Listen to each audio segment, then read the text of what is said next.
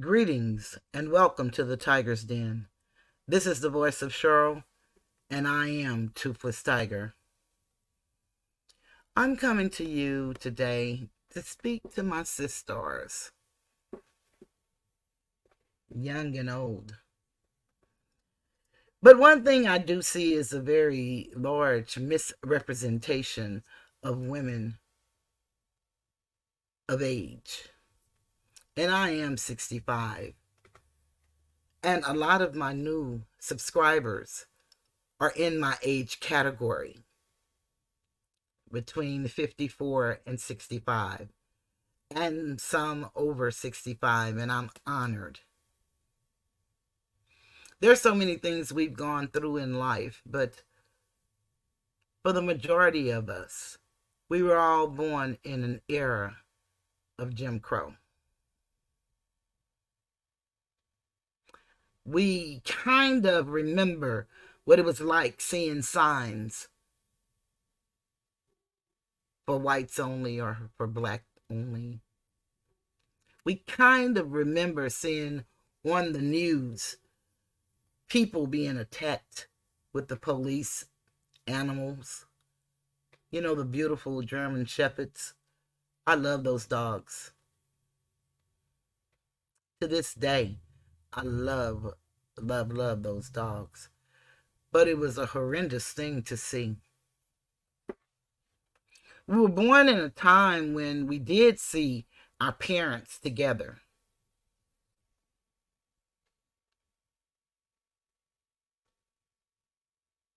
We were born in a time when there were morals and values and a standard of living that was second to none. In my neighborhood, we had grocery stores on corners. They were called mom and pop stores. We had washtarias and we had car washes, filling stations, and even restaurants that were owned and operated by Asiatics, the people that are called black. My mom worked as a maid. They later started calling it domestic engineer. My dad had several jobs, but he got on with the school system as a custodian. Started out what they call a floater. You just go from school to school, and then he landed a brand new school. Thank you goes to my cousin who told him about it. She worked there and she told him about it, and he got on and became the head custodian.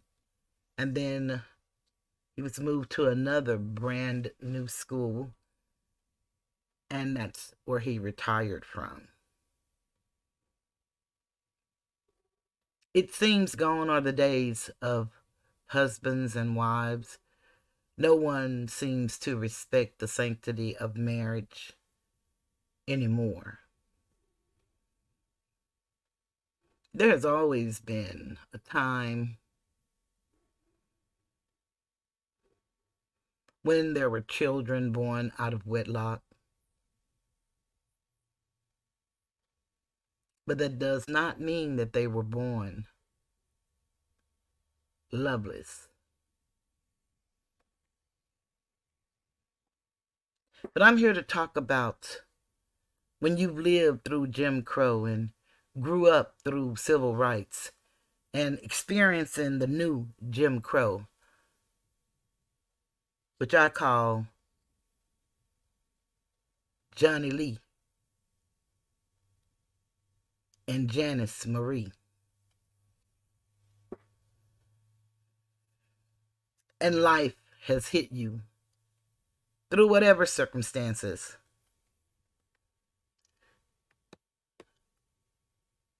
I call it the you factor. Whatever has happened to you, it happened to you.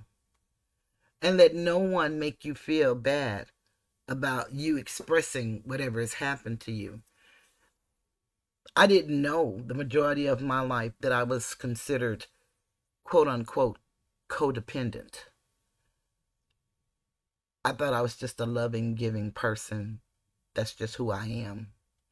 I didn't know that I used that loving and giving and caring for some extent for control. And I'm just talking about me right now.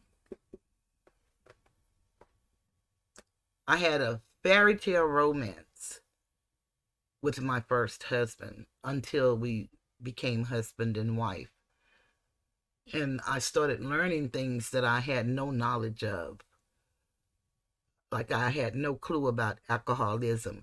Although I had an uncle who used to get drunk on the weekends and come over, and we were all afraid, and we'd get under the table and go in the room and hide, because all he would do was fall over everything and cuss everybody out. That's basically all he would do. And when he wasn't drinking, he was the quietest person in the room. You couldn't get him to say 5 words. Not 5. But of course, everybody remember the drunk uncle. At least most people do. That was the closest that I seen or knew of what we call wino or alcoholic or whatever, you all called it and where you grew up.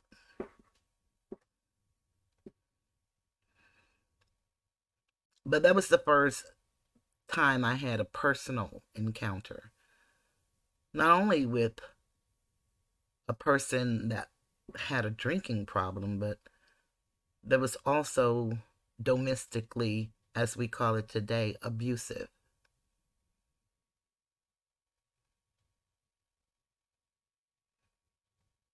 I hadn't seen that. I've heard about it, but I hadn't seen it and certainly hadn't lived it until that time. And like most people, we are as sick as our secrets.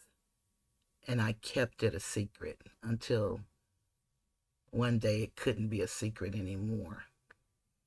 My cousin had to witness my husband being abusive.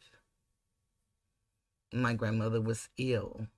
And I was on the phone with my mom and her sisters. And we were talking, and he came in with his best friend and his wife.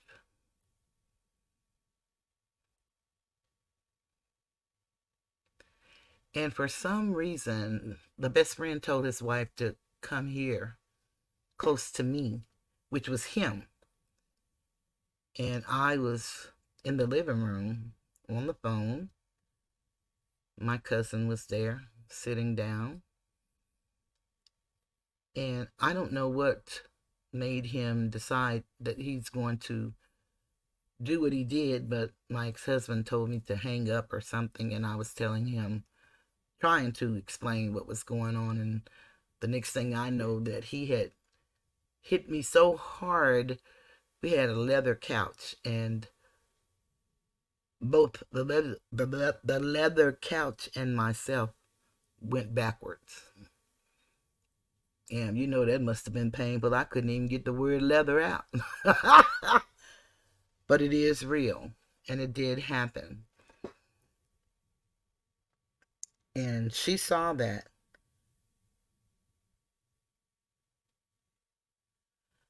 And she was so nervous, she ran out of the door. And as she was backing out, she actually hit my ex-husband's car because she was so nervous. And my cousin is one that will go toe-to-toe with a male or female. It doesn't matter. But we were just taken aback. I still don't know what that was about. I was small back then. I was about 100 and maybe 19 or 20 pounds. I had a head full of hair. My hair grew long But when it started balding in the top, I didn't know for what reason. I didn't know if it was medication that I had started taking or alopecia or whatever the reason. I didn't know and didn't like it. And so I just took clippers and cut all my hair off. Mind you, now, I've always thought I was this beautiful black person. Never compared me to anybody because I see beauty all around me. But beauty, we must remember, is in the eye of the beholder. So first, you got to see you for who you are. Beautiful. You got to do that. But the word that I want to talk about more than anything is confidence. Sometimes we go through life and we discover things about ourselves and we realize that we've lost our confidence. And when we lose that, we tend to accept unacceptable behavior from people that we say we love. Confidence. What does that mean, you ask? Confidence. The state of feeling certain about truth or something. Confidence.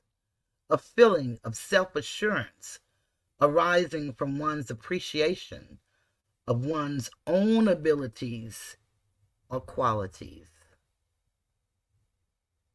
That's confidence. And it comes from within.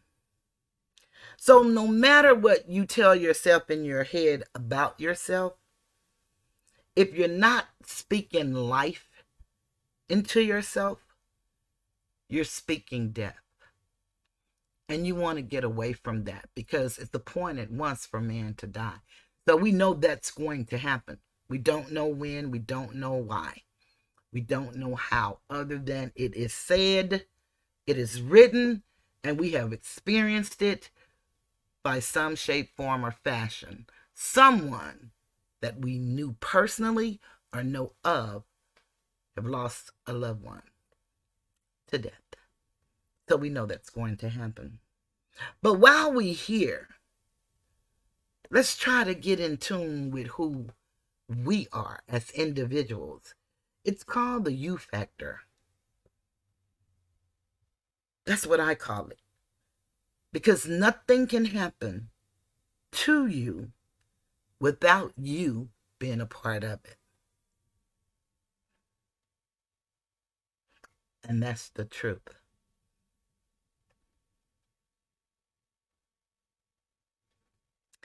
It took me a while before I realized it was after my second marriage that I realized just how damaged I was. I've done a series on toxic parents, very good book. Hopefully you guys will go back and listen to some of those. Sometimes we're the way we are because of the things that we've learned along the way. The unspoken rules in the home and those rules that are spoken.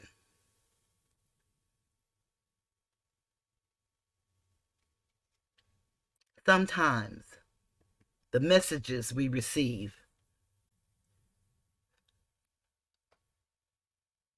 tend to change the way we see things. Some people are awesomely beautiful, but they don't think so. Because beauty comes from within. And if you don't have that feeling from within, no matter what you see staring back at you, you won't see the beauty of who you really are. If you're a person who is indecisive, you won't be able to make decisions. And normally you pick that up from somewhere, someone's personality along the way. I just love it when I see people that can say no and mean it. Because most of us will find ourselves saying no and full of guilt. That's codependency, enabling. You have to nurture yourself. A lot of us have beliefs that belong to somebody we love, not ourselves. We don't even know what we believe. And if we dare to want to believe something than what we were taught to believe, again, we feel as if we're doing the ones who taught us wrong. And we're not. We're not. Where we do ourselves wrong is when we refuse to adopt our own beliefs. And we can hold dear to those things that we were taught because they, helped us get to where we are. But one of the things about maturing is to be able to make your own decisions. When you have traditions in the family, you want to start new traditions with your family. And many of us feel guilty about doing that. And I say, let it go. Guilt and shame are truly two emotions that were given to us. But they were given to us to feel and to act, not to live there. I'm trying to put my banner together that I forgot to put on before I started my video. And I want it there. When you feel like a failure, just know it's a feeling. It's not a state of being unless you choose to live there. You see, we all fall short of other people's expectations, and sometimes even our own.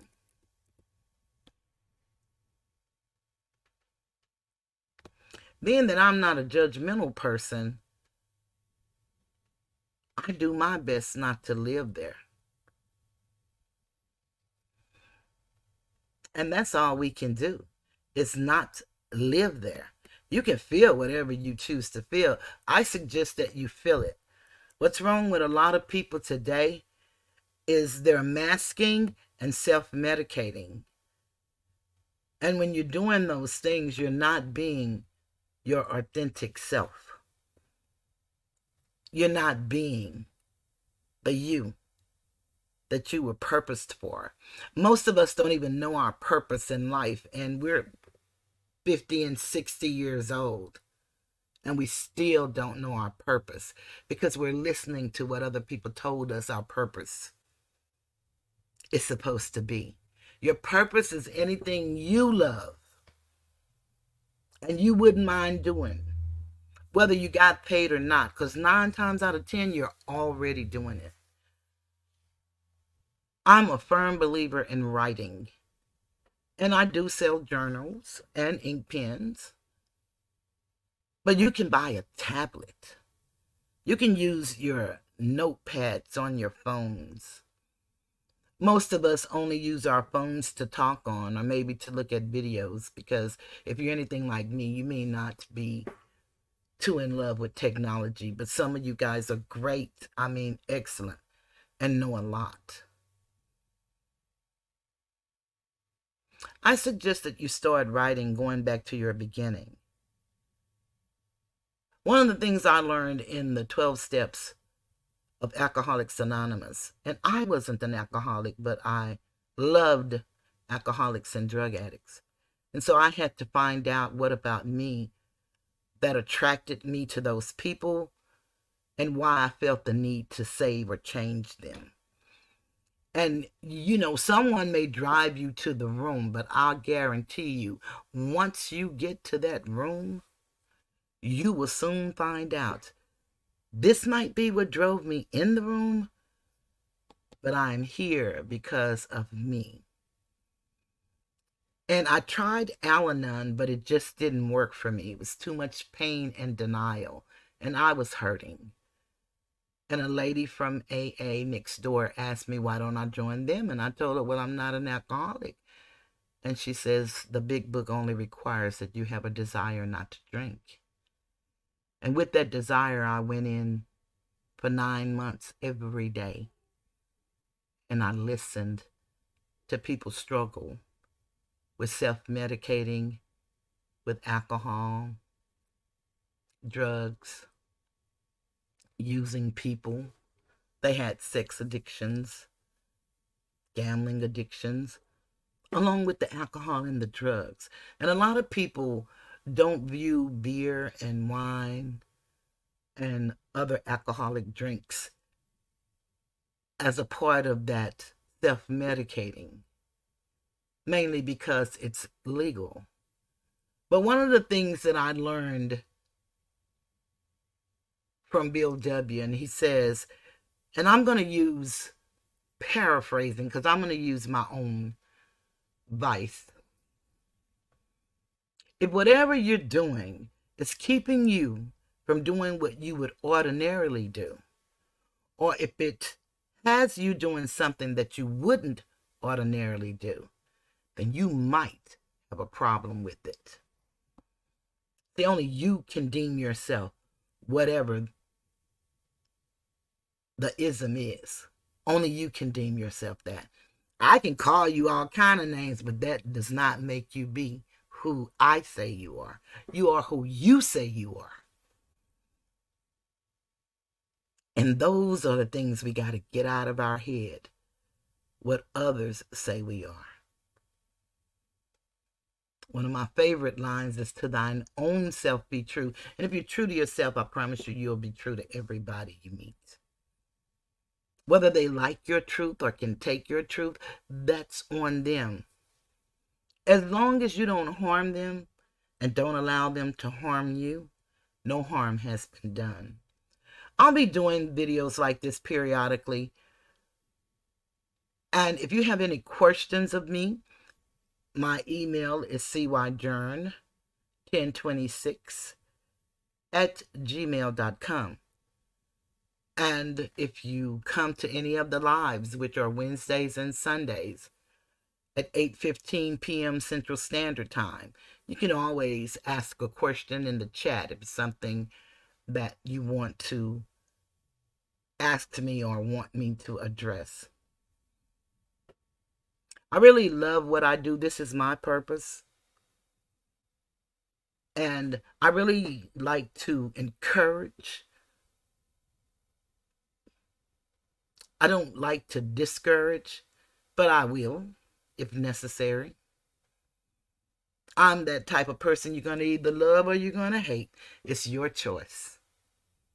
I'm going to be all right. You see, once I worked that program of Alcoholics Anonymous, the 12 steps, it really is a spiritual program.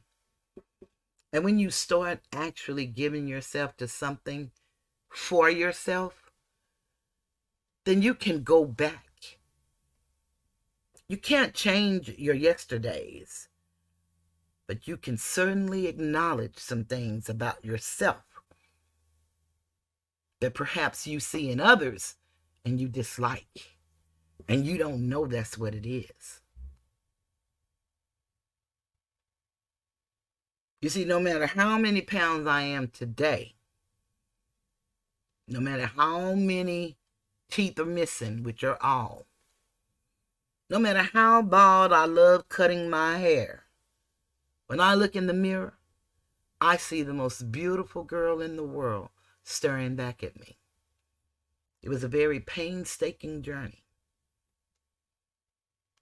And I love sharing in hopes to help someone else along the way. My purpose is to help uplift fallen humanity. I'm not an attorney. I'm not a lawyer. I don't give legal advice. I'm not a doctor, nor a psychiatrist, nor a therapist. I'm not an accountant. I'm none of those things that requires a license. I am all of those things for me. And what I try to do is teach people how to advocate for themselves. I am the friend of the friendless and the voice of the voiceless. I'm not a martyr. I just fulfill my purpose daily.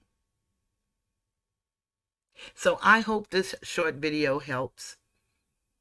I'm going to debut my song that I had sung before and deleted it.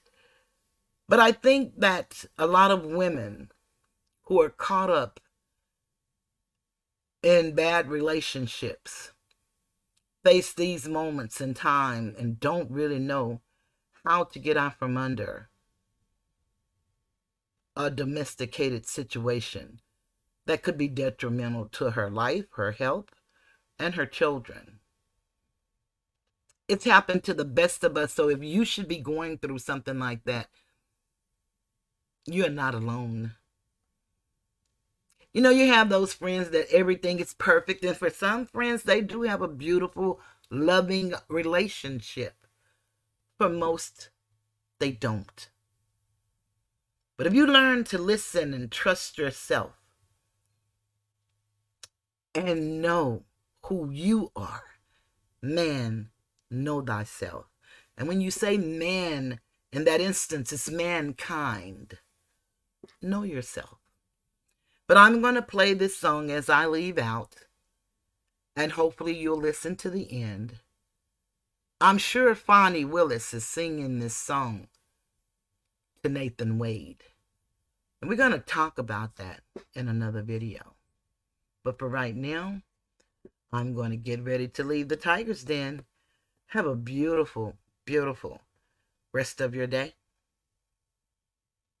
And hope to see you Wednesday at 8:15 p.m. Central Standard Time in the Tiger's Den. Goodbye. Sisters, have you ever found yourself in a tumultuous relationship when your broken heart is telling you to stay, but your mind is telling you to leave? If so, this song is dedicated to you. And I am telling you, I'm not going. You're the best man I'll ever know. There's no way I could ever go. No, no, no, no way. No, no, no, no way I'm living without you. I'm not living without you. I don't want to be free. I'm staying, and you're gonna love me.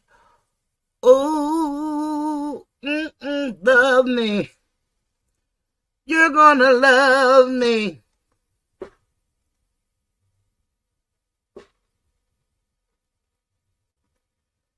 And I am telling you, I'm not going. Even though the rough times are showing, there's just no way. There's no way. We're part of the same place.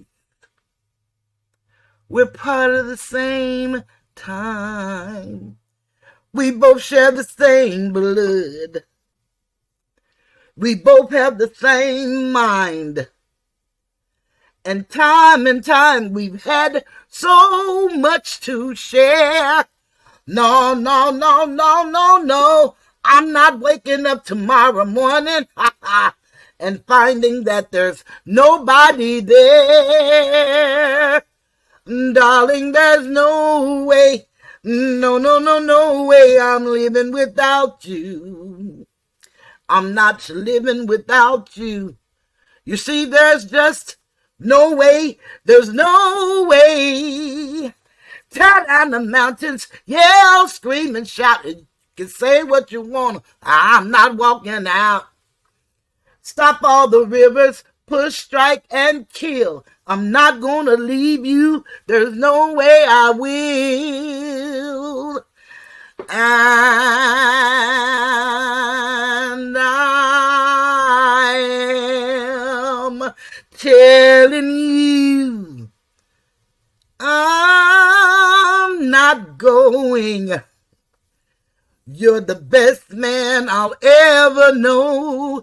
There's no way I can ever go. No, no, no, no way. No, no, no, no way. I'm living without you. I'm not living without you. Not living without you. I don't want to be free. I'm staying, and you, you're gonna love me. You're gonna love me, yes you are. Ooh, ooh, love me. Ooh, ooh, ooh, love me. Love me. Love me. Love me. You're gonna love